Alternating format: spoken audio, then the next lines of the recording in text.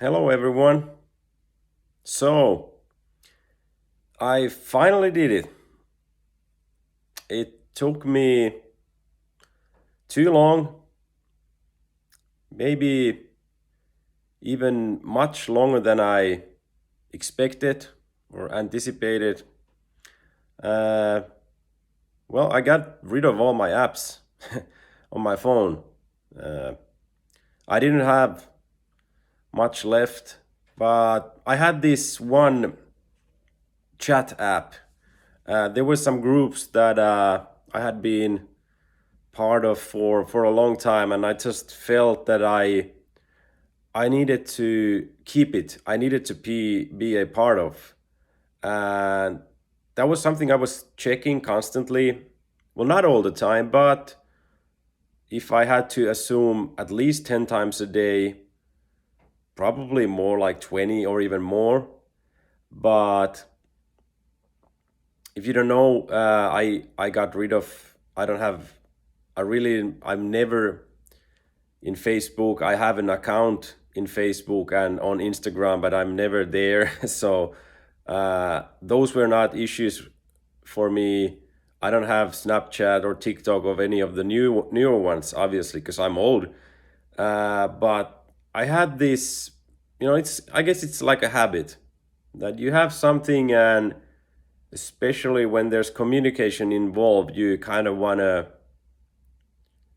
know what's going on, right? You want to be in the loop. You don't want to be left out. So I had this single app still on my phone that kind of kept me going back. And for some reason, today was the day that I finally got rid of it. To be fair, I still have that app installed on my laptop, on my computer, but I don't I maybe open that one up once a week or something. It's kind of my spare one, so I don't think that's gonna be an issue. So I still have that information available if I need it. But it was on my phone where I was checking this app, checking this information uh, daily. So I think finally I have been able to make my smartphone a stupid one, and I think in the process I have been making myself also much smarter. Not directly, I'm still the same person, but the effects are big. They're huge. And like, for example, I think what it boils down to is this. Even though my habits on mobile, or my habits on social media or apps or that were not bad, they were not bad at all if you compare it to, let's say, younger people that are completely hooked on these apps. Mine were not that bad, but I was still on them, even though I only had this kind of like this one app left. It was still there. It's still the app, or the apps are there all the time. Now that I removed them completely, I actually I actually feel free. I feel different. I do, and I realized that even though you close the apps on your phone or you put your phone away, the apps stay open in your mind. They're not here on the forefront, but they're there on the background, like hibernating or in sleep mode, and they want to wake up. They like when they are woken up as many times a day as possible. They really do like that. And sorry, I lost my train of thought there. But yeah, so what happens is you're doing something.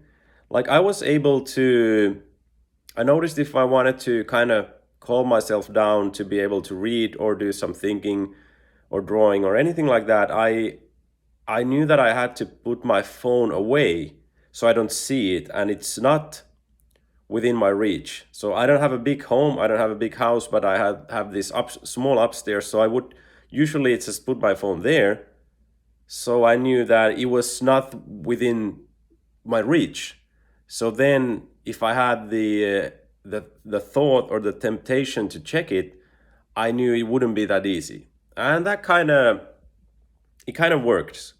So if you're not willing to give up on everything yet, that's something you can try. Just find a place for your phone that is furthest away from you, if it's possible. So what happened is that worked for me somewhat, and I was able to, for example, let's say read. But what happens now that I don't have the apps anymore, I notice is that you're doing something and then there is kind of a break in between, or you feel like, I'm done reading for now, or I'm done watching this podcast, or I'm done for now, I'm gonna take a break from this. Then what happens is you're gonna check your phone. You are really going to want to do that because the apps are there. And even though your phone is not near you and the apps are closed, they're still in your mind. They're still open there. And you want to wake them up. And now there's a huge difference because I don't have the apps anymore. It feels a bit weird, but I don't have this urge to check on my phone. Or if I do, I'm not even gonna open it up. I just tap on it to see if there's notifications, and the only notifications I get now is if a friend of mine sends me a message or if somebody calls me. And both of those happen, well, not rarely, but not very often either. So I can just tap on my phone. I don't have any messages or calls. I don't even have to open it up. So that to me is it's very liberating. I'm not sure if that's the correct word, but a freeing, liberating feeling that I don't have to check my phone. I don't have to open up my phone all the time. So it feels great, and I knew this from before. Like when I gave up on Facebook years ago, there's this kind of thinking that you're fear of missing out. That hey, I'm not gonna know what happens on my friends, and if there's gonna be something I need to know or a meeting or something, and it's kind of useless. I mean, if your friend wants to invite you to something, he or she, they're gonna invite you. If you're not replying on Facebook, they're gonna call you, or they're gonna send you a message, and they're gonna make sure you're gonna come, right? So there is this illusion of, I think that in the fear that we're missing out on something, and these, like for me, these group chats and these I was following, not really much interacting, or if it was just like memeing and goofing around. I knew there was not much useful stuff there, but it was still that I wanted to see what was going on. I didn't want to miss out, but it is really an illusion in a sense that you're not really missing out on anything. And I think finally I'm out.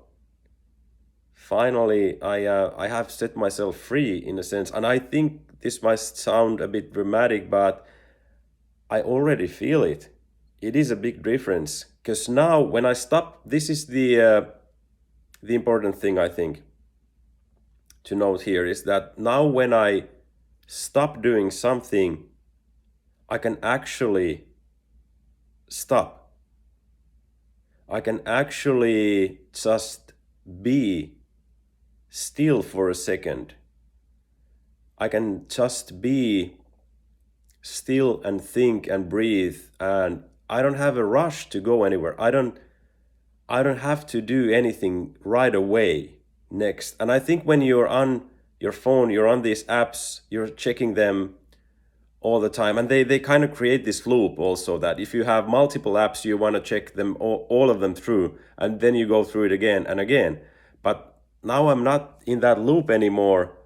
I can actually stop in between the things that I'm doing, and this is what I noticed right away, is that something that I really, really enjoy. You could just be. You could just kind of look around and take a few breaths, and I don't know how to meditate or something like that, but you kind of get into this, relaxed, easy feeling, and it feels great. And I don't think you're able to do that if you have these apps, any of these apps on your phone, because that is the first thing you're gonna do when you stop doing something. That is the first thing you're gonna do when you have a break at your job or anywhere. And that's why we don't know how to stay still anymore. You see, if people are waiting for the bus, they are gonna be on their phones. So every time there is a minute or two or a brief moment that you there's nothing to do, you're gonna be on your phone. So there's never any real breaks during your whole day. So you're constantly getting some new information that you're reading or you're consuming. So you're never really taking any breaks mentally, or your mind is never resting throughout the day. And now I I don't think that's very healthy. First of all, we just don't know how to just be anymore, because we have the phones, we have the apps, and I see them when this is for another video. I was doing a substitute teaching thing in high school, but on my way there I was driving, and there are these kids on the road waiting for the school bus to pick them up. Even though they're like young children, they're on their phones while they're waiting for the bus. So I could see already on my way to school that since young age, everybody's on their phones. There is no real break in our lives, because you're always going to check the apps. You're always going to check the phone. And now, for the first time, not gonna say forever, but for the first time since how many years, I don't have to do that anymore. I can just do something else, or just take a real break between what I'm doing, look around, look outside the window, and take a few breaths, and just let your thoughts go by and wander a bit. I think that's very healthy for you, because you feel better, you feel great. So it took me a long time to do this, and I was finally finally able to do that. And I think it's gonna be way easier than we might think it is. There's this fear of missing out. There are other things that, what am I gonna do instead? That was already also what I was thinking, but you figure out other stuff to do. You figure out better stuff to do, and it feels great. I actually feel great, because just the feeling that I know I don't have to check my phone anymore. I mean, at all. It's great. And like I said, gonna wrap this up here. Like I mentioned earlier, when you close your phone or when you close the apps, even if you put your phone away, you're not really closing the apps, because they stay open inside your mind. They're always open somewhere. And that's why you want to check them. That's why you get the urge. That's why you have the need to check the apps. You get the need to check your phone constantly. It's not a good thing. I don't think it's a good thing. Hopefully, I really do. Hopefully I'm out. Yeah, that's all I wanted to say. This here is one happy man, and hopefully you're too. Thanks for watching. Bye-bye.